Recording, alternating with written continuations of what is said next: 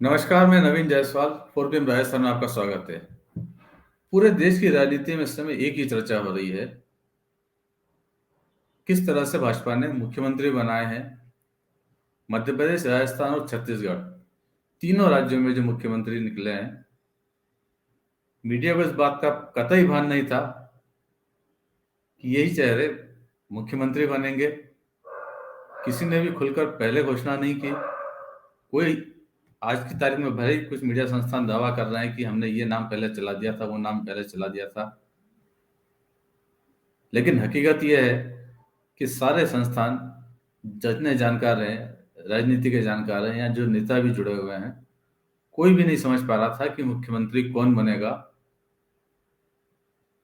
सारे चैनल लगातार इस खबर पर बने हुए थे, रिपोर्टर को खड़े रख के लगातार पूछ रहे थे, स्टूडियो में बैठकर कयास लगाए जा रहे थे, हर एक दावेदार के पक्ष में समीकरण गिनाए जा रहे थे, जाति का समीकरण गिनाए जा रहे थे, क्षेत्रीय संतुलन गिनाया जा रहा था।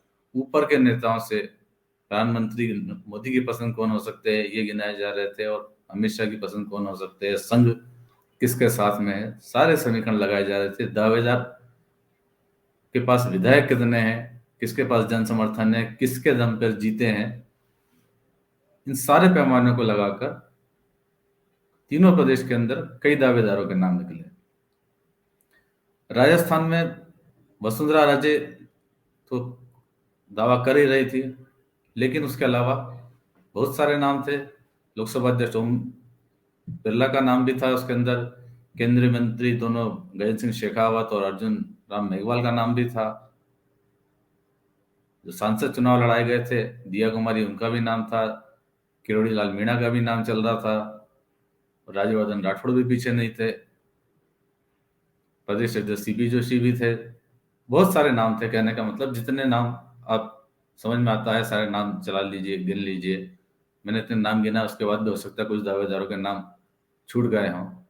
लगभग यही हाल मध्य प्रदेश में था। मोहन यादव की घोषणा होने के पहले किसी को अंदाजा नहीं था कि मोहन यादव सीएम बनने जा रहे हैं। शिवराज सिंह चौहान मुख्यमंत्री थे। उनकी योजनाओं को, लाडली बहना योजना को माना जा रहा है कि गेम चेंजर योजना रही, तो शायद उन्हें फिर से मौका मिल जाएगा। वो खुद भी उम्मीदवार थे। प्रहलाद पटेल का नाम था, कैलाश विजयवर्गीय का नाम था, नरेंद्र सिंह तोमर का नाम था, ज्योतिरादित्य सिंधिया का नाम था। वहां भी बहुत सारे नाम थे, और इसी तरह छत्तीसगढ़ में भी था। लेकिन जो नाम निकल कर आए वो बिल्कुल चौंकाने वाले हैं। मीडिया भी ये बात मानता है, सारे दावेदार ये बात मानते हैं, और सब अब यही बात कही जा रही है कि प्रधानमंत्री नरेंद्र मोदी के दिमाग में क्या है वो पढ़ना मुश्किल ही नहीं, नामुमकिन है। जो जानकार मोदी की राजनीति को समझते थे वो लगातार पहले से ये कहते आ रहे थे कि वो किसी दावेदार का नाम नहीं ले सकते हैं, क्योंकि मोदी किस तरह से सोच रहे हैं ये कोई नहीं जानता है।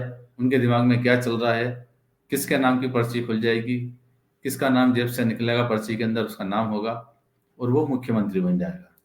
ये बातें लगातार होती रही, लेकिन जो आज ये बात हो रही है कि प्रधानमंत्री नरेंद्र मोदी के दिमाग को नहीं पढ़ा जा सकता, उसी समय जब तीनों राज्यों के अंदर फैसला हो गया, प्रधानमंत्री नरेंद्र मोदी के भाषण की बड़ी चर्चा हो रही है, और उस भाषण को सुना जाए तो सारी स्थिति साफ हो जाती है। जो चर्चा चल रही है उन कयासों को लेकर प्रधानमंत्री नरेंद्र मोदी ने भी कभी जताया था, और क्या हकीकत है, दावेदारों को क्या करना चाहिए, किस तरह की राजनीति करनी चाहिए, ये नरेंद्र मोदी ने आज से 5 साल पहले बता दिया था। भाषण तब का है, 2019 का भाषण है। 25 मई को संसद के सेंट्रल हॉल में हुआ था, जब लोकसभा का चुनाव जीतने के बाद प्रधानमंत्री नरेंद्र मोदी ने अपनी पार्टी के सांसदों को और जो सहयोगी गठबंधन के उनके सहयोगी थे उनके सांसदों को सुनाया था।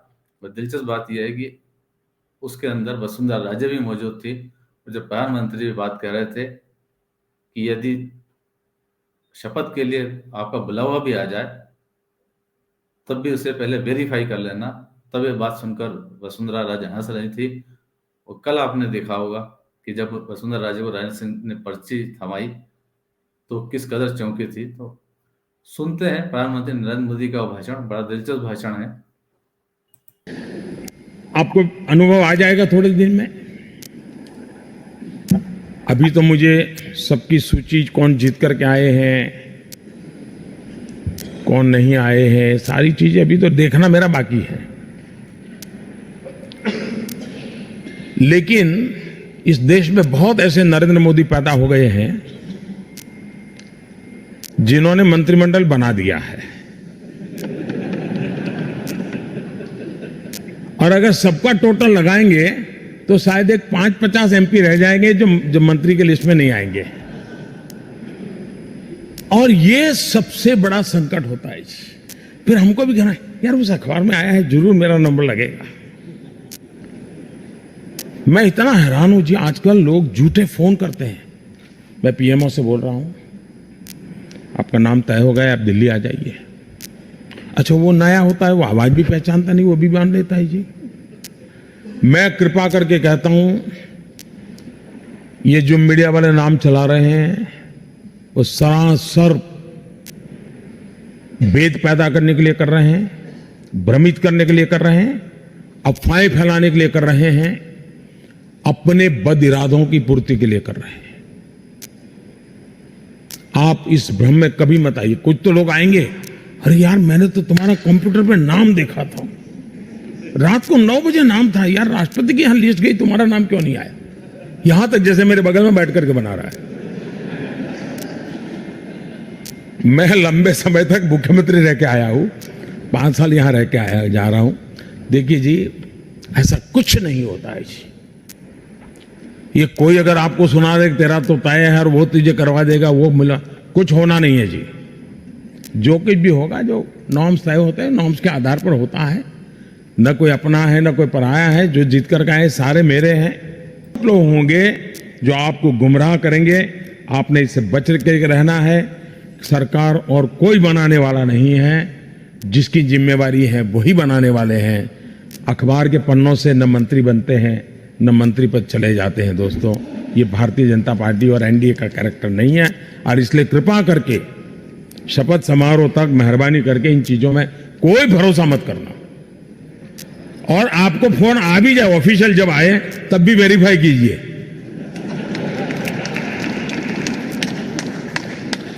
क्योंकि वरना ये चीजें हैं जो बड़े ही नई नई मुसीबतें कर देती है। और इसलिए मेरा आग्रह रहेगा। दिलचस्प बात यह है कि ये भाषण वसुंधरा राजे भी सुन रही थी और रमन सिंह भी सुन रहे थे, और वही 5 साल बाद ये बात सच होती नजर आ रही है। उस समय वसुंधरा राजे हंस रही थी, लेकिन जब उनके हाथ में राजा सिंह ने पर्ची पकड़ाई तब उनके चेहरे के भाव सबको नजर आ रहे थे कि किस तरह से चौंकी थी। पर्ची को उन्होंने 2 बार देखा, बार देखा, शायद उन्हें यकीन नहीं हो रहा था, मगर शायद तब उन्हें वो भाषण उस समय तो याद नहीं आया होगा, लेकिन अब शायद उन्हें भाषण कभी देखने को मिले तो उन्हें समझ में आएगा कि प्रधानमंत्री नरेंद्र मोदी की राजनीति क्या है और किन बातों पर वो अंत तक लीक नहीं होने देते हैं, और कौन सी बातें हैं जो लीक नहीं होने के कारण उन्हें चौंका रही है। शिवराज सिंह को भी भाषण सुनना चाहिए, रमन सिंह को भी सुनना चाहिए, और वसुंधरा राजे भी कम से कम एक भाषण जरूर सुनना चाहिए। फिलहाल इस वीडियो में इतना ही। अंत में एक बार फिर आपसे ये कहना है कि पूर्वी राजस्थान को सब्सक्राइब जरूर करें और उस वीडियो को लिंक को ज़्यादा से ज़्यादा शेयर भी करें। नमस्कार।